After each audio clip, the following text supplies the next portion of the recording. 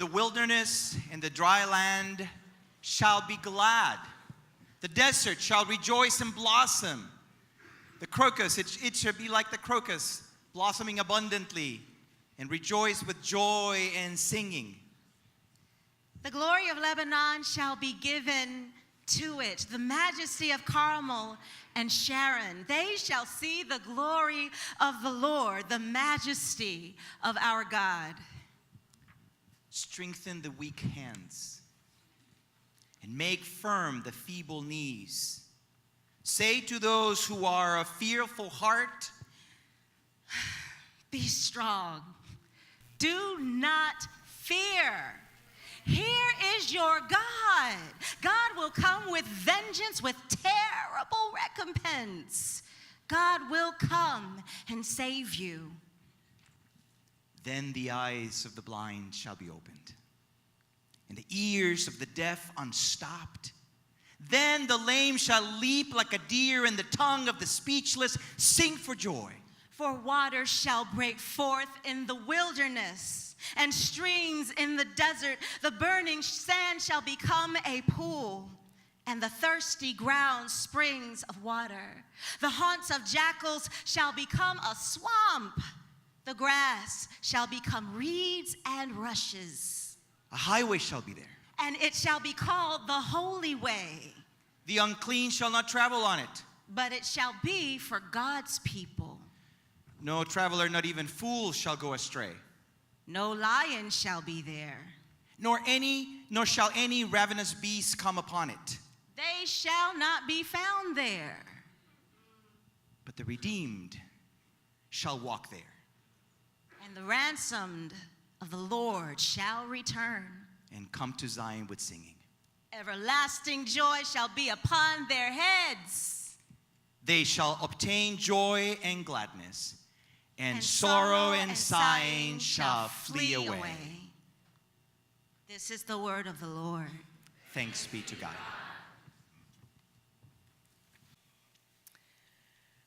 So my wife and I have been married 5 years.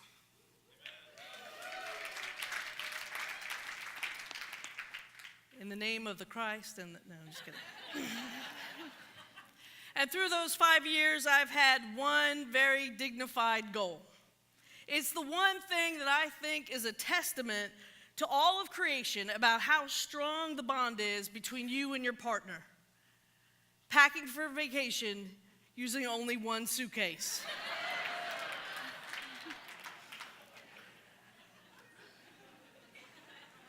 Now, it takes time in a relationship to build that kind of trust. We both know we'll share toothpaste, but not toothbrush. It takes seasonal strategic planning. Don't try this in the winter, rookie.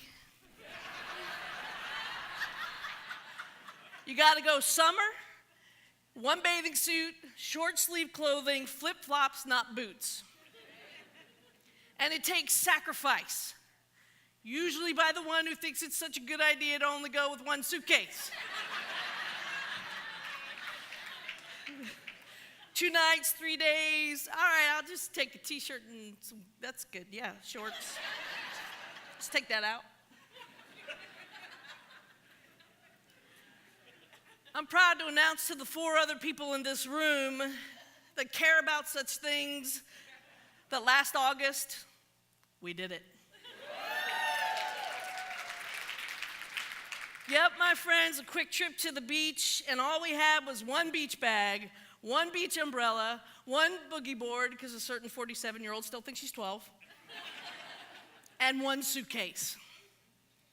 And we had a great, quick trip, and then we began to make our way home through the back roads of South Central Pennsylvania. Now for us, those back roads don't give an overwhelming, you are welcome here vibe. There are still signs and banners up for 45, and bumper stickers on obviously local cars and trucks that make your eyes go wide. If we stop, we try to play it cool. We watch our pronouns. We don't say our or we. We're probably not in actual danger, but we don't want to draw attention either. Now, that may seem a bit extreme, but you must understand that this area is so conservative, there's a case to be made that the liberals are the Amish.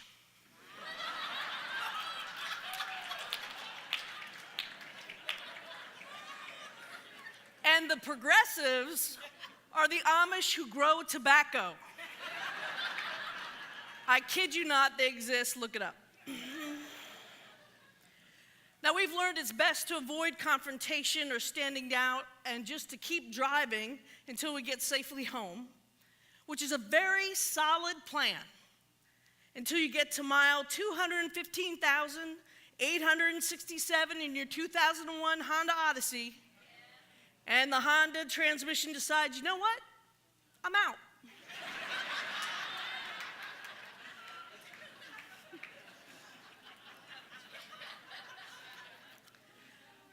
Thank God for cell phones and coverage in the land of the Amish tobacco, because we were able to get a hold of AAA, and a very kind young man helped me push the van to the side of the road, and a tow truck driver decided to come and get us before he went to parent-teacher conferences.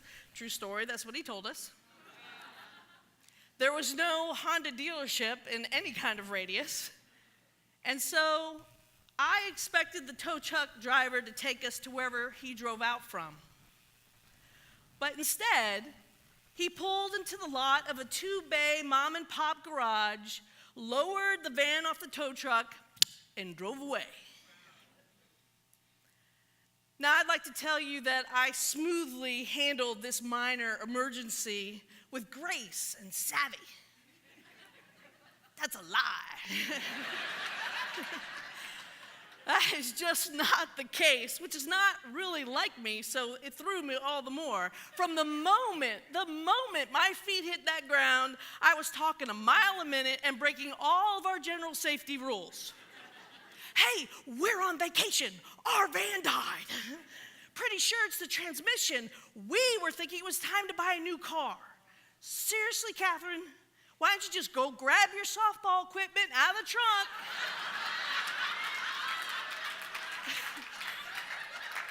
And your Indigo Girls CD out of the glove compartment.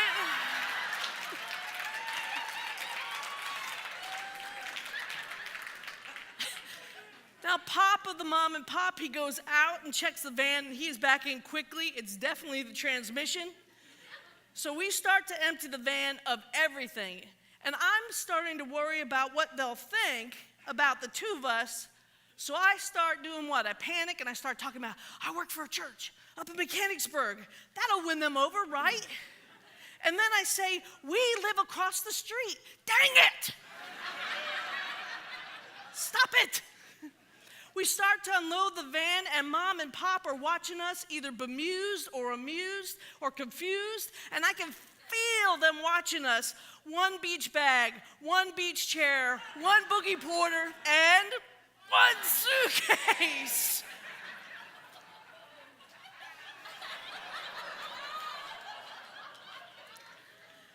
Because nothing says just two friends casually driving through town more than only having one suitcase. Thank you. I handle this by moving into a higher gear of crazy. And now I'm pulling out every item that I can from a van we have had since before my son was born. He is 13 now. So you can imagine, I found McDonald's French fries there from 2008 that you technically could have still eaten. I didn't say I did. Come on. So at this point, I have no idea what mom and pop are thinking, but mom especially is watching us. I'm trying to think of anything that will make us seem all right. My wife, Martha, is an ordained United Church of Christ pastor, and she is wearing a black t-shirt with huge white lettering on it that says, Woman of the Cloth. Is that helpful in this situation? I'm actually not sure. I I come back into the mom and pop with a box full of stuff from the van. I pull out a plastic tab collar that I found in the van that goes with my clergy shirts, and I said, "See, my collar." I set the box down, and I hear Mom of the mom and pop ask Martha as I head back out the door, "Are you nuns?"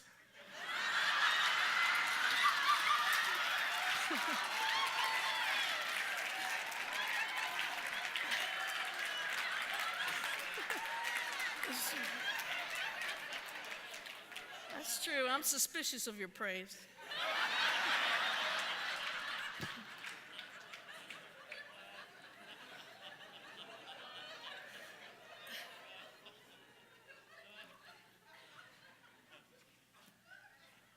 There are legit reasons to be cautious in this world. I'm a white, cisgender female, more privileged than most, and I've certainly had my fair share of being sideswiped on the holy way. Last week, before a funeral for a beloved member of our congregation, I introduced myself to her longtime neighbor. I extended my right hand, and she put out her pinky. I said, "Oh, are you worried about the flu?" I asked, and very coolly she responded, "I don't shake hands with homosexuals."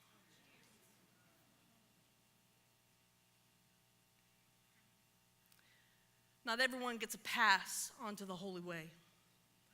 This earthly kingdom has plenty of potholes and detours and under constructions and signs that say, "Roads closed." But back at that garage, I was so worried about mom and pop. I was so sure of what they would think about me and us to the point that I wasn't even speaking in complete sentences.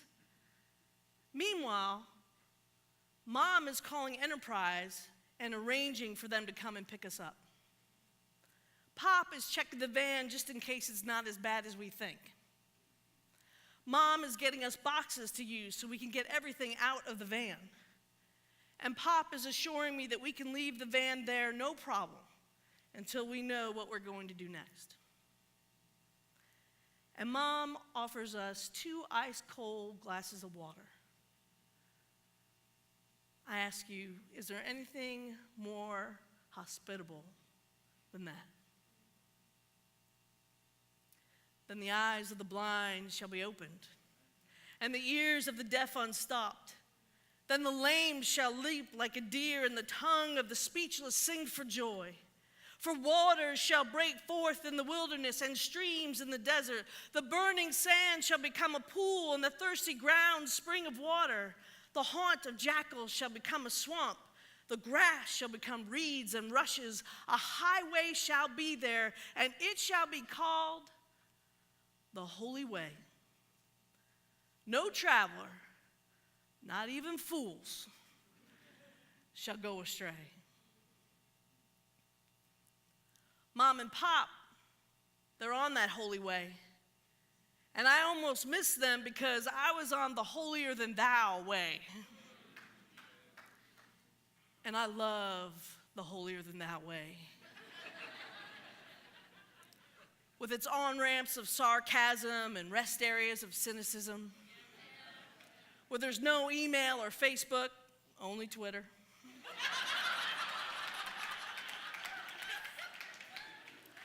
Where they serve fair trade self-righteousness in dishes that automatically recycle into snowflakes. And in the spring become your farm share. I love it there. I feel like the lines are clearly drawn. And yet we all know, anytime a line is drawn, Jesus is on the other side. Friends, we can't stay where we are. God calls us to the holy way. It's a risk. We prefer our comfort zones. Even those in exile get used to living there because we like what we know. We dig our heels in like batters coming up to the plate. We kick and we push and we dig and we get ourselves set so that nothing can move us. And the more we dig in, the more comfortable our rut becomes. Soon it's almost impossible to move us, as we have dug ourselves so far in that we are surrounded by protective barriers, a foxhole of the familiar, and we're moving nowhere. Beloved children of God, we must get on the holy way. If we want to be a new church rising, if we want to be a new people rising, if we want to be God's people rising, then we must get on the holy way. We must take off our blinders, unstop our ears, get the tongues out of our cheeks, get off our butts, and move. We need to get out of the ruts and move to unfamiliar places. That's the holy way.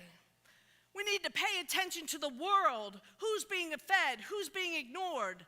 That's the holy way. We need to share the ice cream cone of Jesus so that everyone gets a lick. That's the holy way. We need to let the Spirit slay the polite Christian people inside of us. That's the holy way. We need to listen to the kids from Ferguson the way we listen to the kids from Parkland. That's the holy way. We need to go willingly into the wilderness so that God can do a new thing. That's the holy way. We need to listen to one another, find the common ground, offer that cup of water, extend the full right hand of fellowship, and get up on that holy road together. Because no matter who you're looking at, they are the redeemed, and they shall walk there too.